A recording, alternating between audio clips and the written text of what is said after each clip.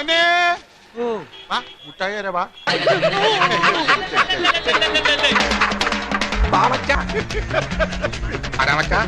സാറന്മാര് കേക്കണം കേട്ടോ.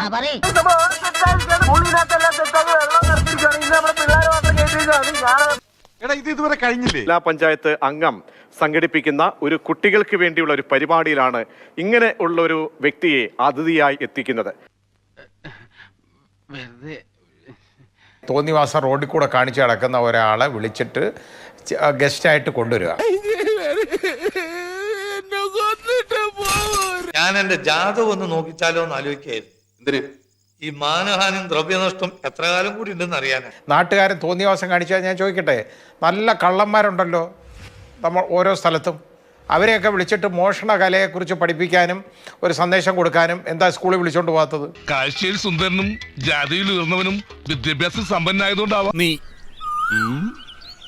ഇവർക്കൊക്കെ എങ്ങനെ ഏതെങ്കിലും വിധത്തിൽ എന്ത് വൃത്തികേട് കാണിച്ചിട്ടും ഇവർക്ക് ലൈം ലൈറ്റിലേക്ക് വരണം, പുറത്തു വരണം, 4 പേരെ അറിയണം. അത് മാത്രമേ ഉള്ളൂ ഉദ്ദേശം. പക്ഷെ അതുകൊണ്ടാണ് നമ്മൾ ഇതിനെയൊക്കെ യഥാർത്ഥത്തിൽ ഇവന്മാരെ ഒന്നും പേരെടുത്ത് പോലും പറയാൻ പാടില്ല. എല്ലാത്തിനും പിടിച്ചകത്തിട്ട് ചന്തിക്കിട്ട് 4 പൊട്ടിക്കണം.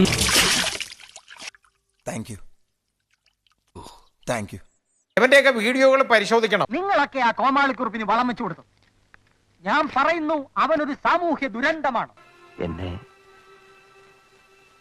കൊല്ലാതിരിക്കാൻ പറ്റുമോ? ടെലിഫോൺ ലൈനുണ്ട്. സഞ്ജു ടെക്കി, താങ്കളെ ഒരു പരിപാടിയിൽ, കുട്ടികളുടെ പരിപാടിയിലേക്ക് താങ്കൾക്ക് ക്ഷണം കിട്ടിയിരുന്നു അല്ലേ? ഞാനും ടാറ്റയും ബിസിനസ്മാൻമാരായി പോയില്ലേ, എന്ത് ചെയ്യാം? പോകുന്നുണ്ടോ അവിടെ? 2 മണിക്കാണ് പരിപാടി. ഇല്ല എന്നോടിപ്പോ അവിടുന്ന് തന്നെ എന്നെ വിളിച്ചു പറഞ്ഞായിരുന്നു, ഇതേപോലെ വരണ്ട എന്നൊക്കെ പറഞ്ഞായിരുന്നു.